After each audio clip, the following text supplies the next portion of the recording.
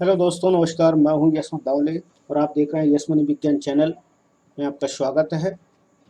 बने रहिए। और आज हम जानने का प्रयास करेंगे इसमें प्रोपेन की इलेक्ट्रॉन बिंदु संरचना। प्रोपेन की इलेक्ट्रॉन बिंदु संरचना के बाद हम एथेन के स्ट्रक्चर को देखेंगे। ठीक।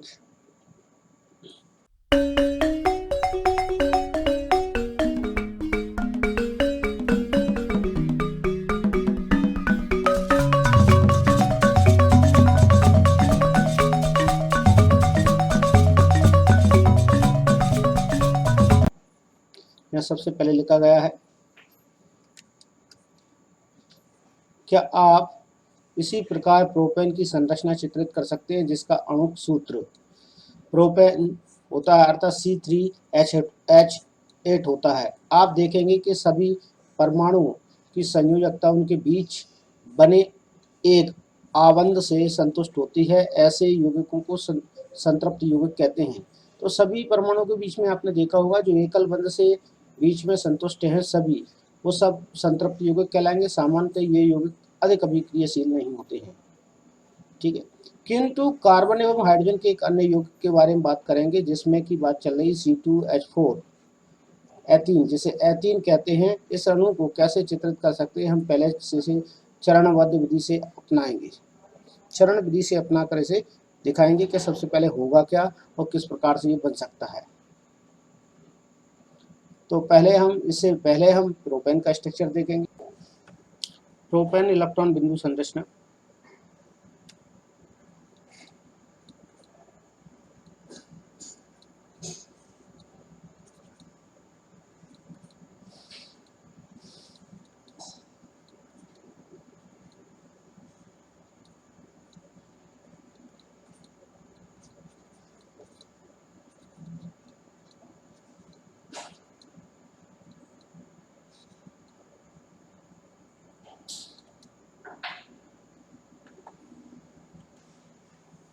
प्रोपेन के स्ट्रक्चर में आप देख पा रहे होंगे कि यहाँ पर सबसे पहले मैं लिखूंगा C3H8, ये H8। तो इसमें सबसे पहले हम देख लेते हैं कि ये कार्बन है, ये भी कार्बन है और ये भी कार्बन। 3 कार्बन परमाणु रहेंगे इसमें। 3 कार्बन परमाणु रहेंगे। 3 कार्बन परमाणु में 4-4 इलेक्ट्रॉन हम यह देख लेते हैं किस प्रकार से होंगे। 3 कार्बन परमाणु में 4-4 इलेक्ट्रॉन हमारे पास यहाँ इस प्रकार से है। देखिए,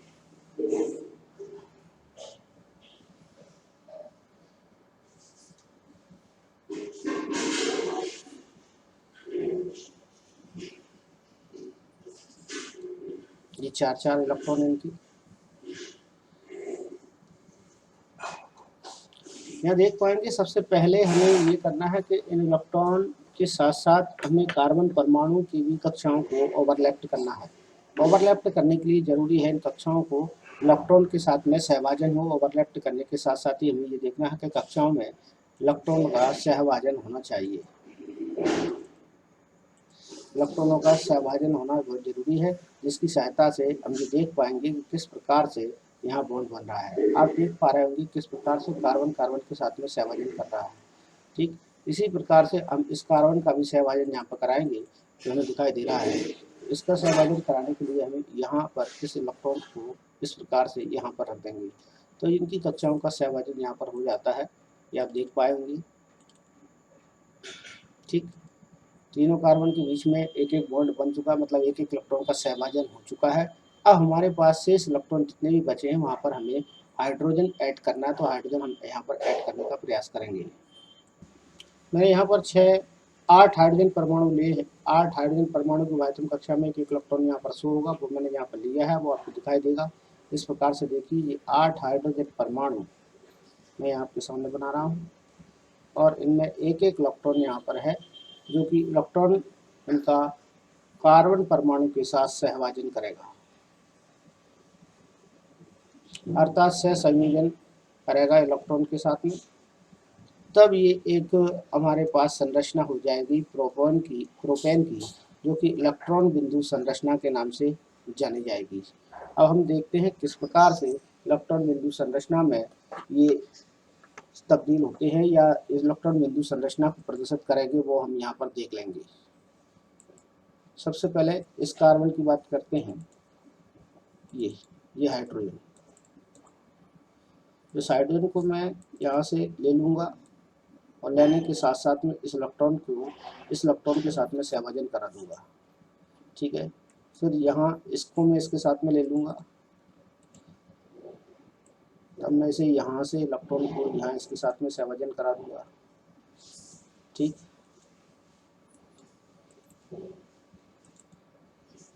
इसके बाद ये इलेक्ट्रॉन इसके साथ में सहभाजन करेगा। ठीक, फिर ये इलेक्ट्रॉन यहाँ से इसके साथ में सहभाजन करेगा। ठीक, फिर ये इलेक्ट्रॉन इसके साथ में सहभाजन करेगा। मैं देख रहे होंगे ये स्ट्रक्चर बन रहा है आपके सामने। स्ट्रक्चर किस प्रकार से बन रहा है ये आप देखने का प्रयास करें।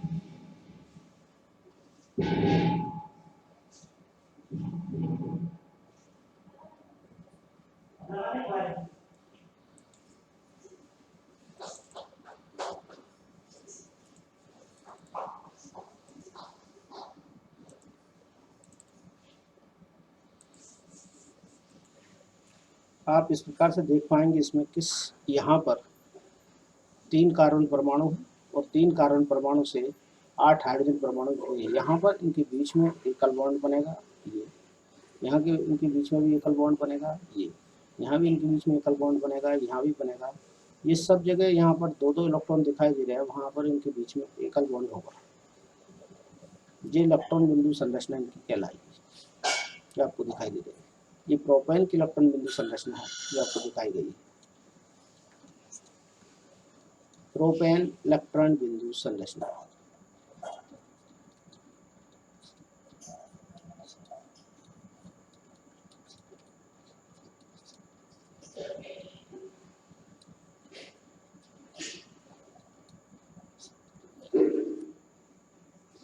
अब हम यहाँ थोड़ी देर में ही लैथिन की संरचना को समझने का प्रयास करेंगे। इस संरचना को जो मैंने बनाई है उसे आप इस प्रकार से बना सकते हो कि सबसे पहले आपको प्रारंभ में 3 कार्बन लेना है। 3 कार्बन लेंगे, तीनों कार्बन के बीच में आप एकल बंध लगा देंगे। ठीक, अब प्रत्येक कार्बन परमाणु पर आप 4-4 बॉन्ड कर देंगे। ये इसके 4 हो चुके हैं पहले के, दूसरे कार्बन पर भी 4 हो चुके हैं, तीसरे कार्बन पर भी 4 हो चुके हैं। यहाँ आप देखेंगे शेष सभी संयुक्ताएं जो खाली बॉन्ड आपको दिखाई दे रहे हैं उन पे आप हाइड्रोजन ऐड कर देंगे, हाइड्रोजन जोड़ देंगे, तो ये प्रोपेन की संरचना तैयार हो जाएगी। इस प्रकार से आप ये बना सकते हैं। ठीक, यहाँ से आप ये बना सकते हैं। इसको लिखने का दूसरा तरीका ये होगा कि यहाँ पर यदि ये CH3 है और यहाँ पर ये CH2 है और यहाँ पर भी ये CH3 है, तो हम इसे इस प्रकार से लिख सकते हैं। पहले कार्बन पर CH3 जुड़ा हुआ है, दूसरे कार्बन पर CH के साथ में H2 जुड़ा हुआ है, तीसरे कार्बन पर कार्बन के साथ में H3 जुड़ा हुआ है, तो ये एक प्रोपेन की संरचना हो जाएगी। आप इसे ऐसा भी लिख सकते हैं। चलिए आगे एथीन के स्ट्रक्चर को देख लेते हैं।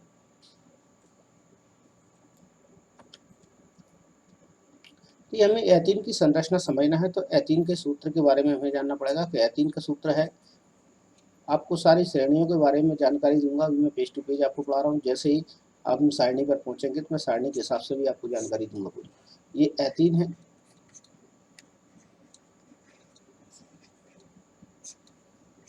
और एथीन स्ट्रक्चर हमारे पास 2 कार्बन है, 2 कार्बन से 4 हाइड्रोजन जोड़ना है। एथीन का तात्पर्य होगा वह श्रेणी है जिसमें कार्बन कार्बन से डबल बॉन्ड के द्वारा जुड़ा होगा। ये एक ऐसी श्रेणी, और 2 बॉन्ड इधर फ्री होंगे और 2 बॉन्ड यहाँ फ्री होंगे। इस प्रकार से आपको ये संरचना दिखाई देगी। सबसे पहले हमें 2 कार्बन के एटम लेना है, इसके बाद हमें हाइड्रोजन लेना है। तो ये स्ट्रक्चर हम देख सकते हैं। आपके सामने मैंने यहाँ 2 कार्बन परमाणु लिए हैं, दोनों कार्बन परमाणु पर 4-4 इलेक्ट्रॉन दिख रहे हैं। बस 4-4 इलेक्ट्रॉन में से ये देखना हमें कि यहाँ पर ये डबल बॉन्ड से जो भी इलेक्ट्रॉन यहाँ पर दिखाई दे रहे थे, वो डबल बॉन्ड को पूरा करना हमें, तो यहाँ पर 2-2 इलेक्ट्रॉनों का सहभाजन कराना होगा। 2-2 इलेक्ट्रॉन का सहभाजन कराने के लिए ही मैंने ऐसा किया है।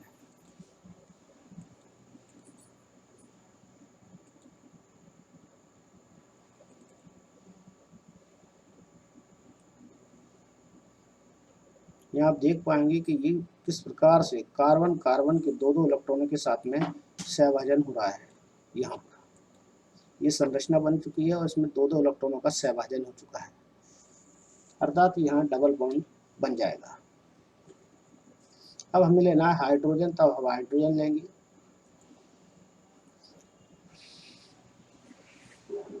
एक हाइड्रोजन का सहभाजन हम यहाँ करा देते हैं इसमें।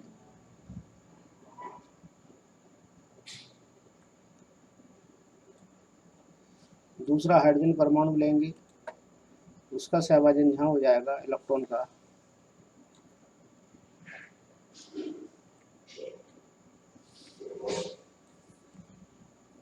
ये आप देख पाएंगे।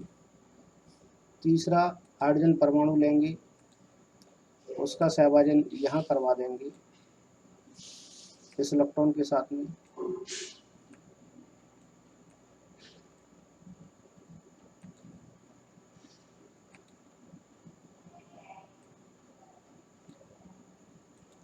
चौथा हाइड्रोजन परमाणु लेंगे तो उसका सहभाजन हम यहाँ करवा देंगे।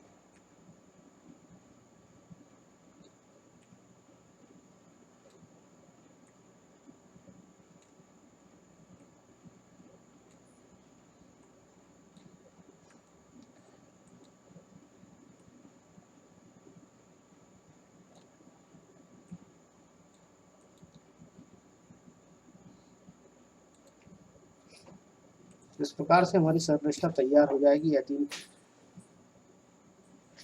यहाँ पर आप देख पाएंगे कि जब ये एक एक इलेक्ट्रॉन थे, अब यहाँ मैंने हाइड्रोजन का एक एक इलेक्ट्रॉन और बना दिया है यहाँ ब्लैक डॉट से, तो ये दो दो इलेक्ट्रॉन हो जाएंगे आमने सामने। एक एक हाइड्रोजन यहाँ मैं ऐड कर देता हूँ तो आपको समझ आ जाएगा कि इसमें 4 हाइड्रोजन सम्मिलित हैं। ये तो यहाँ पर जो बॉन्ड बनेंगे वो डबल बॉन्ड होगा ये, और यहाँ जो बॉन्ड बनेगा वो कैसा होगा, सिंगल बॉन्ड होगा ऊपर नीचे हाइड्रोजन और कार्बन इलेक्ट्रॉन के बीच। तो ये एक संरचना हो जाएगी। जैसे कि आप देख पाओगे कार्बन है, ये कार्बन है, यहाँ डबल बॉन्ड है बीच में, ठीक ऊपर की साइड में और नीचे की साइड में, अप एंड डाउन साइड में आप देख पाओगे कि एक एक हाइड्रोजन दो दो हाइड्रोजन दोनों कार्बन से जुड़ी हुई है ये। तो ये एक स्ट्रक्चर हो जाएगी, संरचना हो जाएगी, जो कि वास्तव में एक एथीन की संरचना कहलाएगी। इलेक्ट्रॉन बिंदु के आधार पर ही दी गई संरचना है एथीन की संरचना।